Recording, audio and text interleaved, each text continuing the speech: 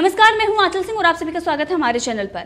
तो आखिरकार किसान आंदोलन की सच्चाई सामने आ गई। जिस तरीके से वहां पर पाकिस्तान के नारे लगाए गए थे, जिस तरीके से भिंड रवाले की तस्वीर लगाई गई थी और खालिस्तान के समर्थन में नारे लग रहे थे, अब ये सच्चाई सामने आ गई है कि पाकिस्तान का इसके पीछे हाथ है। पहले ये कहा जा रहा था कि पाकिस्तान इसके पीछे खड़ा हुआ है और इसके साथ ही कांग्रेस और बाकी जो पार्टियां हैं जिनकी मिन्नतें पाकिस्तान करता है कि वो हिंदुस्तान में जीत जाए ताकि पाकिस्तान का फायदा हो, ताकि पाकिस्तान को मदद मिले। आपने देखा कि दिल्ली में जब चुनाव थे, किस तरीके से आम आदमी पार्टी को जिताने के लिए फवाद चौधरी ने ट्वीट किया था, किस तरीके से उनके तरफ से बयान आ रहे थे और एक बार फिर किसान आंदोलन में फवाद चौधरी कूद पड़े हैं। और इस बार जो ट्वीट उन्होंने किया है, इससे ये साफ दिखाई देता है कि भारत को तोड़ने की साजिश पाकिस्तान रच रहा है। लेकिन पाकिस्तान को यह समझना चाहिए, उसे अपना देश देखना चाहिए। हर तरफ इमरान खान कटोरा लेकर खड़े हुए हैं और किस तरीके के हालात उनके देश में हैं, जिस तरीके से वहां पर पुलिस और सेना आपस में लड़ रही है, किस तरीके के हालात उनके गुजर रहे हैं। बड़े बड़े जो नेता हैं वो पोल खोल रहे हैं इमरान खान की,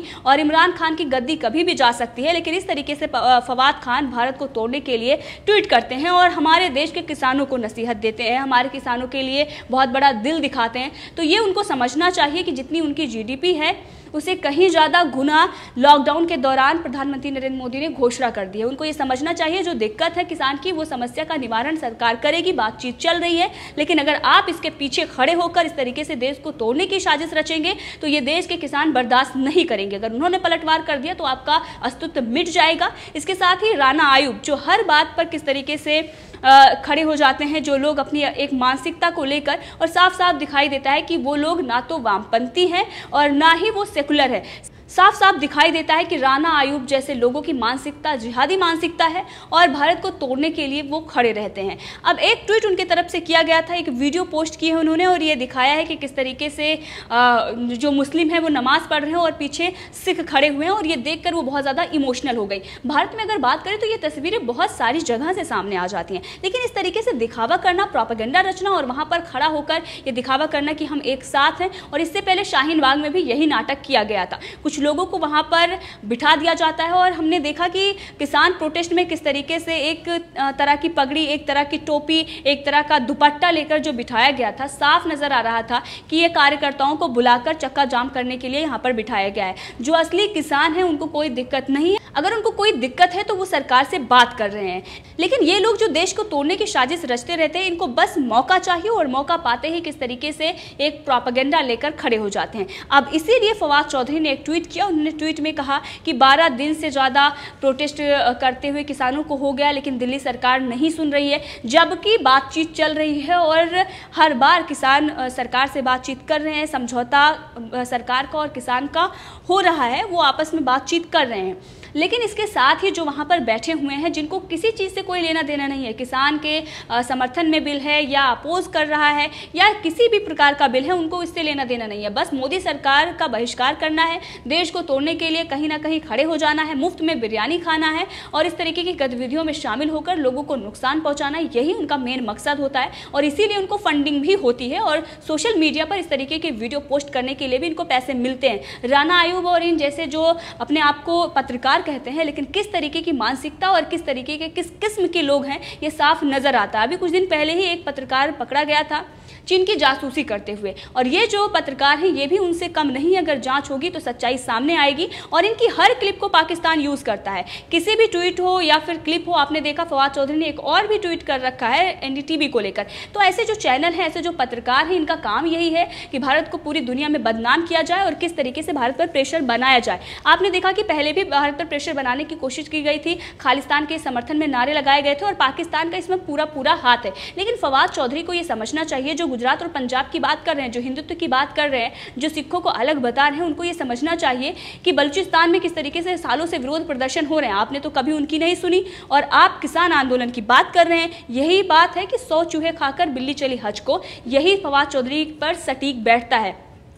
अपना देश तो उनसे संभल नहीं रहा और भारत के आंतरिक मामलों में इस तरीके से हस्तक्षेप कर रहे हैं। तो भारत इसका सबक उनको सिखाएगा, लेकिन उससे पहले जिस तरीके से उन्होंने ट्वीट किया है और उन्होंने ये बताया है गुजराती हिंदुत्व बीजेपी को जिस तरीके से उन्होंने लिखा है, इन सब चीज़ों से ये साफ हो जाता है कि उनकी मानसिकता क्या है। गुजरात और पंजाब को अलग बताना, फार्मर्स की बात करना, सिखों को और मुस्लिमों को साथ बताना, अल्पसंख्यकों पर अत्याचार हो रहा है, इस तरीके की बातें करना, ये साफ दिखाई देता है। जहां पर अल्पसंख्यकों की संख्या सबसे ज़्यादा घटी हो, जो कभी 23-24% होते थे, आज 1-2% भी नहीं बचे हैं, वो अल्पसंख्यकों की बात कर रहे हैं। शर्म नहीं आती फवाद चौधरी को जिस तरीके से प्रोपेगेंडा रचा जाता है। और ये साफ दिखाई दे रहा है कि भारत को तोड़ने के लिए, क्योंकि इनके अपने देश में जिस तरीके के गृह युद्ध चल रहे हैं, सेना और पुलिस आपस में लड़ रही है। इमरान खान कटोरा लेकर हर देश के सामने खड़े हो जाते हैं, सत्ता जाने का डर है। किस तरीके से इनके बड़े बड़े नेता खुलासे कर रहे हैं। आपने देखा नवाज शरीफ की बेटी ने जिस तरीके से खुलासे किए कि वॉशरूम में भी कैमरे लगवाए गए थे। इनको शर्म नहीं आती, दुनिया के सामने ये अपना चेहरा दिखाते हैं, एक महिला का सम्मान नहीं कर सकते। आज ये किसानों की बात कर रहे हैं।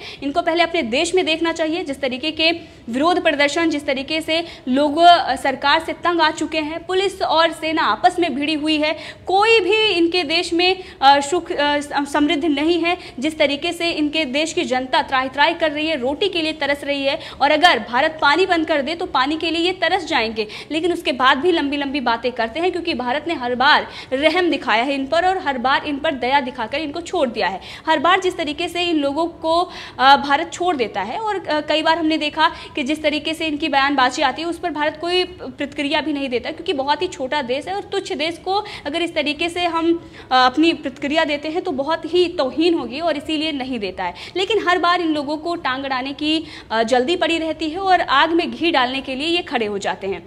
इसके साथ ही अगर हम बात करें तो किसान आंदोलन में सिर्फ पाकिस्तान ही नहीं, पाकिस्तान के साथ भी और बहुत सारे लोग हैं जो खड़े हुए हैं। कनाडा के जो पीएम है, जिस तरीके से उन्होंने किसानों के समर्थन में बातें कही थी, उससे एक और चीज़ें साफ नज़र आती हैं कि वो राजनीतिक फ़ायदा के लिए इस तरीके से काम कर रहे थे। और हमने आपको पहले ही भी बताया था कि वो WTA में भारत के न्यूनतम समर्थन मूल्य यानी कि MSP और अन्य कृषि संबंधित पॉलिसी का धुर विरोधी रहा है।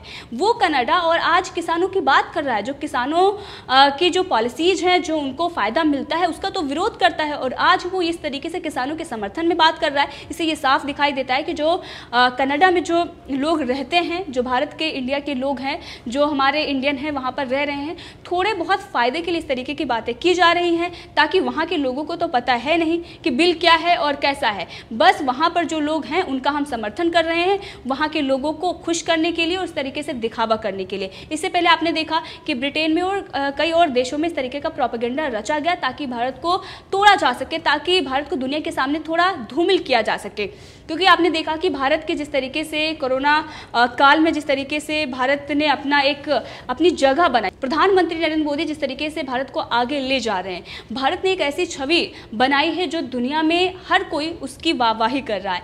लेकिन उसको कमज़ोर करने के लिए, उसको धूमिल करने के लिए कई ऐसी ताकतें लगी हुई हैं। अपना फ़ायदा देखने के लिए इस तरीके से भड़काया जा रहा है लोगों को, और इसी में पाकिस्तान भी किस तरीके से खड़ा हो गया है। और वो ये चाहता है कि इसी किसान आंदोलन के जरिए वो एक बड़ा आंदोलन कर सके, और फिर जिस तरीके के फंडिंग हुई थी दिल्ली हिंसा में, एक बार फिर करके हिंसा को अंजाम दिया जा सके। लेकिन इस बार उसके मंसूबे कामयाब नहीं होंगे। किसान और सरकार आपस में बात कर रही है, और उसके बाद जो वहाँ पर बैठे हुए फालतू के लोग जो शाहीन बाग में बिरयानी खाने के लिए गए थे, उनको डंडे मारकर पुलिस वहाँ से हटाएगी, और उनको ये समझना चाहिए कि इस तरीके का प्रोपेगेंडा उनका नहीं चलेगा। इसके साथ ही बाकी और जो लोग हैं, चाहे कांग्रेस के कार्यकर्ता हों या नेता हों, आम आदमी पार्टी के नेता और कार्यकर्ता किस तरीके से वहाँ पर पहुँचे हुए हैं, और ठीक उसी तरीके से जो भाषा पाकिस्तान बोल रहा है वही वो भी बोल रहे हैं। तो इससे ये साफ नज़र आता है कि पाकिस्तान के अगर पेट में किसी बात के लिए दर्द हो रहा है और यहाँ की जो पार्टियाँ हैं वो इस तरीके से खड़ी हो जाती हैं, जो विपक्षी पार्टियाँ हैं और वो इस तरीके से पाकिस्तान को समर्थन करती हैं, इसका मतलब ये है कि उनके कनेक्शन साफ हैं और सिर्फ भारत को बदनाम करने के लिए, भारत को तोड़ने के लिए ये साजिश रची जा रही है। और पहले भी पाकिस्तान कितनी बार कह चुका है कि भारत को हम तोड़ कर रहेंगे, भारत के जितने भी राज्य हैं वो देश बनेंगे, बंगाल अलग, गुजरात अलग, पंजाब अलग, और इसी कड़ी में एक उन्होंने कदम उठाया है। लेकिन उनको ये पता चलना चाहिए कि अगर वो एक कदम उठाता है तो पाकिस्तान में 10 कदम उठ जाएंगे, ये बात उनको पता है। और इसीलिए पहले यह खुलासा हो चुका है। पाकिस्तान के ही एक अधिकारी ने इस पर खुलासा किया था और बताया था उन्होंने कि राष्ट्रीय सुरक्षा सलाहकार अजीत डोभाल अगर पाकिस्तान एक हरकत हिंदुस्तान में करता है तो जिस तरीके से बदला लेते हैं पाकिस्तान में, वो उनको समझना चाहिए। और इमरान खान अभी कुछ दिन पहले जिस तरीके से रो रहे थे और ये कह रहे थे कि 3 टुकड़े करना चाहता है भारत पाकिस्तान के, और उनके टुकड़े जल्द ही होंगे अगर इस तरीके का हस्तक्षेप भारत के आंतरिक मामलों में फवाद चौधरी या उनके किसी भी नेता मंत्री करते हैं। उनको ये बात समझ लेनी चाहिए। इसी के साथ बाकी और जो लोग यहाँ पर बैठे हुए हैं, जो अपनी राजनीतिक रोटियां सेक रहे हैं, जो लोग ये सोच रहे हैं कि किसी न किसी तरीके से उनको राजनीतिक फ़ायदा हो जाएगा, उन लोगों को भी ये समझना चाहिए अगर वो लोग दिल्ली बंद करके बैठे हुए हैं, वो भारत बंद करना चाहते हैं तो उनके मंसूबे कामयाब नहीं होंगे।